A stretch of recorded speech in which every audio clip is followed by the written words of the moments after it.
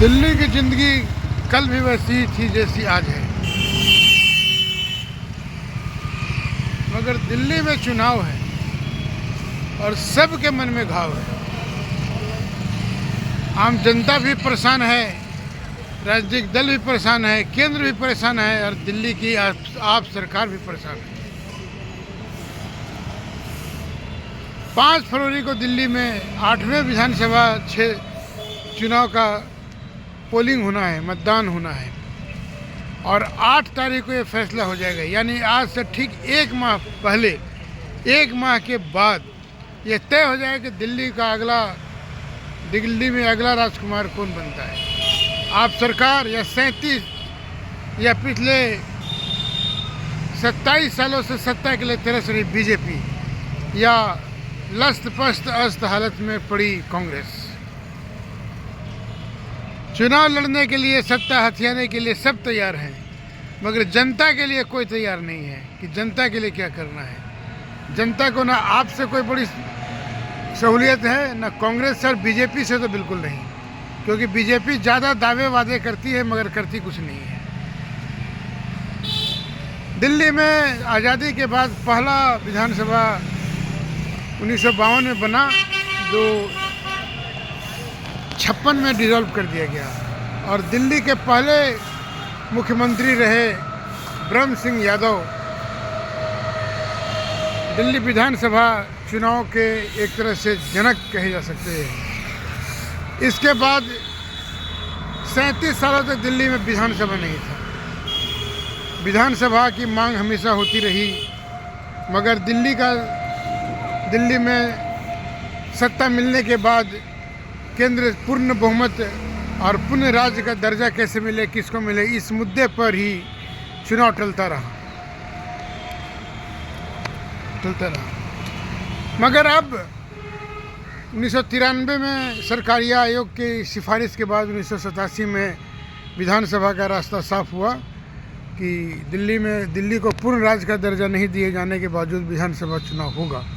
91 में इसकी अधिसूचना जारी की गई और 93 में चुनाव हुआ, जिसमें भाजपा 42 सीटों के साथ सत्ता में आई। 2003 में तीसरे विधानसभा चुनाव जब हुआ तो बीजेपी को मात देते हुए कांग्रेस सत्ता में आई और शीला दीक्षित की सरकार बनी, जो अगले 15 साल तक चली।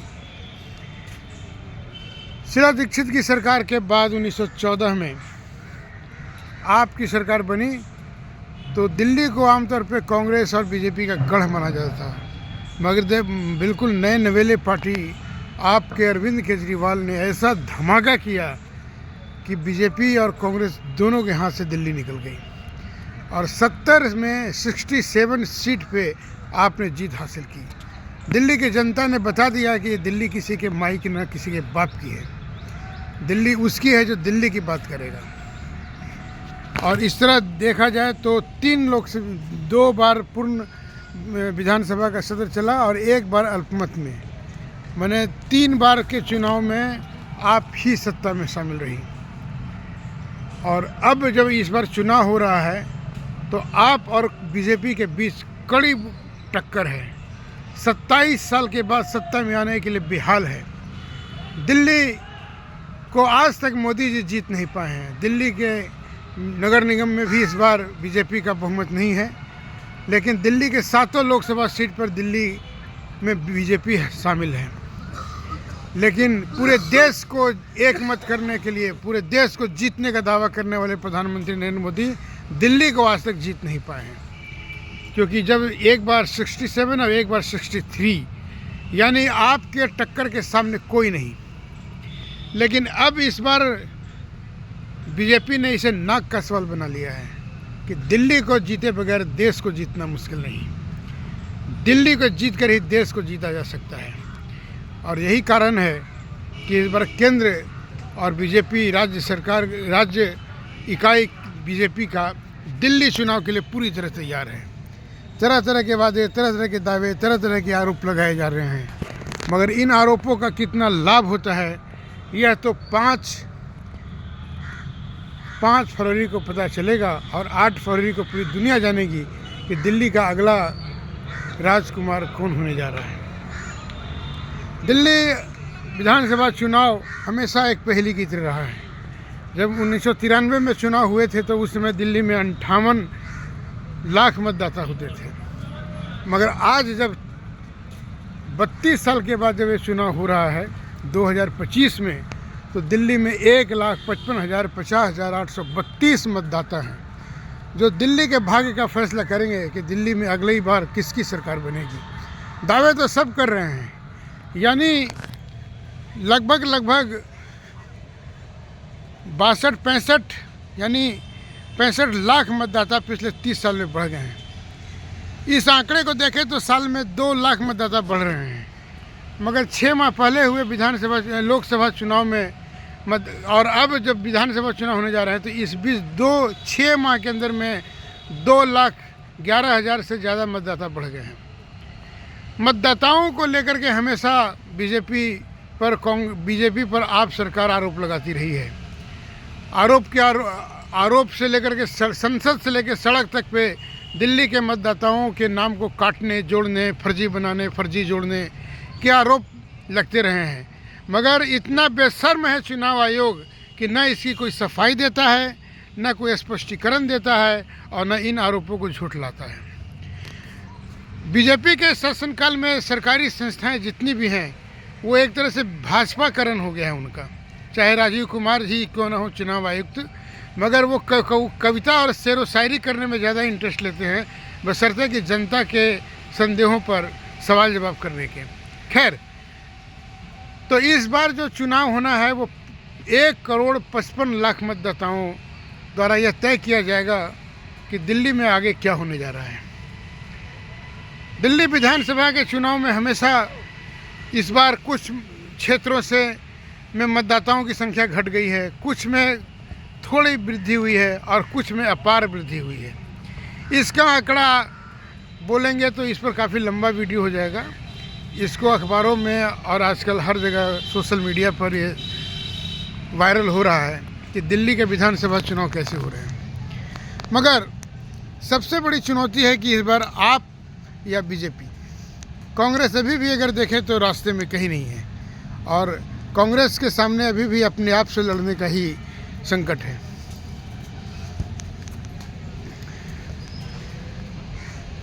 आप सरकार के कहने के लिए उसके पानी, बिजली और न जाने कितनी वायदे दावे कर रहे हैं। जो नहीं कर रहे हैं वो सब आप केंद्र पर मत्थे पे डाल रही है कि हमें करने नहीं दिया गया, हम कर नहीं पा रहे हैं, दिल्ली पुलिस हमारे पास नहीं है इसलिए कानून व्यवस्था पर हम कुछ नहीं कर सकते, डीडीए मेरे पास नहीं है इसलिए हम विकास नहीं कर सकते हैं। और सबसे बड़ी बात है कि बीजेपी केंद्र का हस्तक्षेप सीधे सीधे एलजी के माध्यम से हो रहा है। एलजी दिल्ली के नए मॉनिटर बने हुए हैं, मुखिया जी भी कह सकते हैं या सुपर सीएम भी कह सकते हैं कि एलजी की मर्जी के बगैर दिल्ली में कुछ नहीं हो सकता। तो इस तरह सत्ता को लेकर के एक संघर्ष चल रहा है कि एलजी के अधिकारों को कम किया जाए। एलजी के अधिकारों को कम किया भी गया सुप्रीम कोर्ट द्वारा, तो उसे पलटते हुए केंद्र सरकार ने एलजी को वो सारे अधिकार फिर से दे दिए जो उसे पहले से हासिल थे।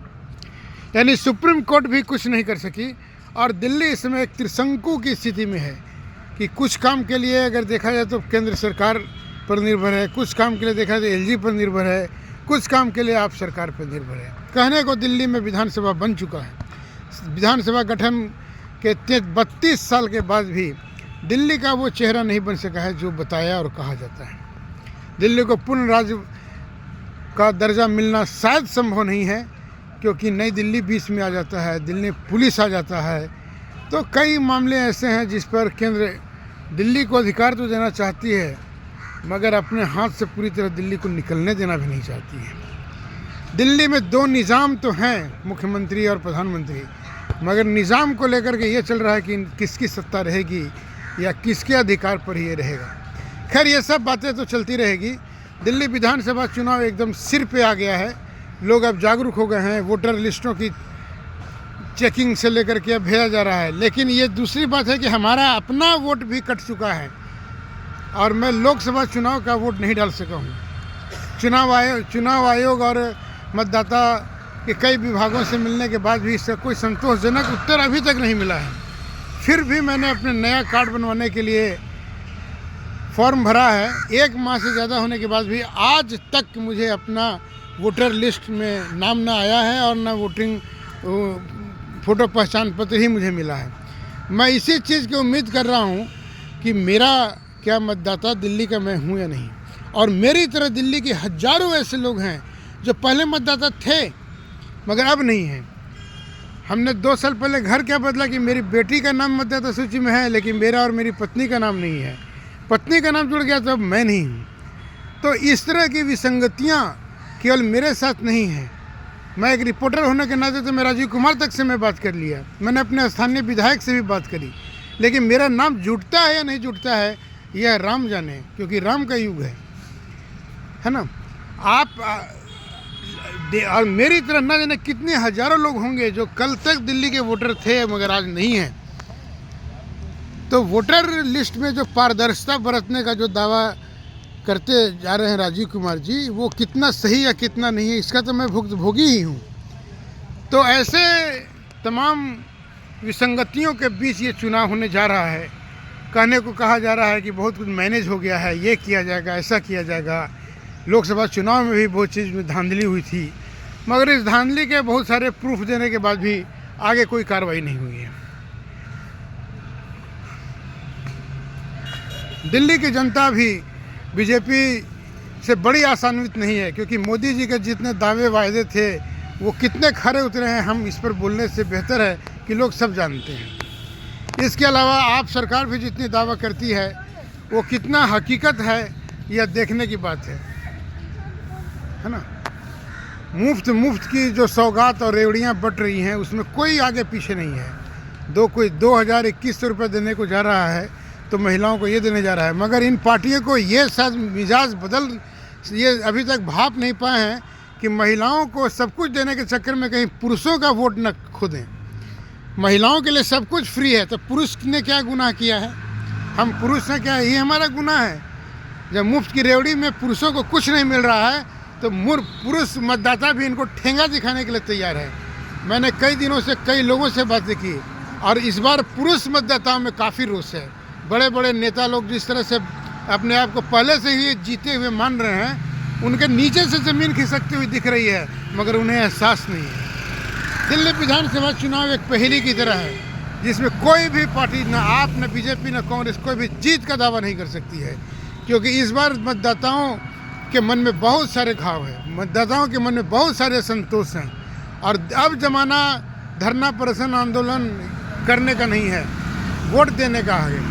जब चुप गुम साइलेंट वोट ही बताएगा कि मफलर मुख्यमंत्री के गले में फिर मफलर और माला पहन आता है या बीजेपी को सरकार बनाने का मौका मिलता है। इसलिए जनता के मिजाज को और पुरुषों की उपेक्षा को कोई भी पार्टी इस बार सावधानी से लेना नहीं चाहेगी, नहीं ले रही है, मगर ये पुरुषों के मन में काफ़ी असंतोष है और पुरुष मतदाता ये बताने के लिए बिल्कुल तैयार बैठे हुए हैं कि सिर्फ महिलाओं के बूते तेरी सरकार नहीं बन सकती। अब देखना यह है कि पुरुष मतदाता और महिला मतदाताओं के बीच जो रेवड़ी बांटने और कुछ न देने का जो ये खेल चल रहा है वो आप पर कितना भारी पड़ता है। दिल्ली विधानसभा चुनाव का परिणाम अब 1 माह के बाद सामने आने वाला है और 1 माह पूरे दिल्ली में गहमा गहमी का दौर रहेगा, झूठे सच्चे वायदों का दौर रहेगा और नेता लोग पहले की तरह झूठे और महा झूठ बोलते रहेंगे,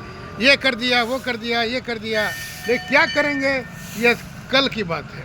ये हमारे पूर्वी दिल्ली के ये सांसद महोदय हैं, मंत्री बनने के बाद कहीं नज़र नहीं आ रहे हैं, मगर फिर भी इनकी जय जयकार हो रही है।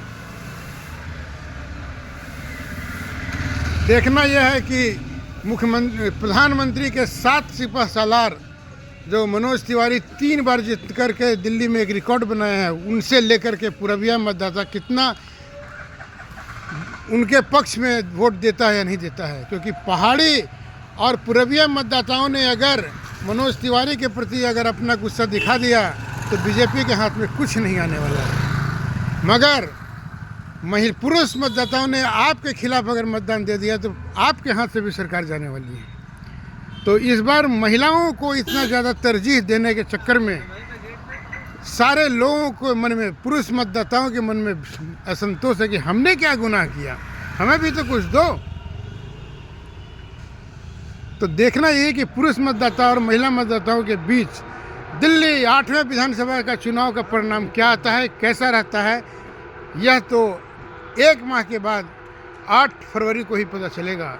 फिलहाल चुनावी गहमागहमी बढ़ गई है, चारों तरफ चुनाव का शोर है और हर आदमी कामचोर है, नेता कामचोर है। और सबसे बड़ा मतदाताओं का जोर है, जो चाहेगा अंगूठा उसी पर लगेगा, उसी से वोट भी पड़ता है और उसी से तिलक भी लगाया जाता है। तो तिलक किसको लगता है, इस पर ही अगले 1 माह के अंदर पता चलेगा कि 1 माह के बाद दिल्ली का राजा कौन बनता है। नमस्कार, मैं अनामी शरण बबल।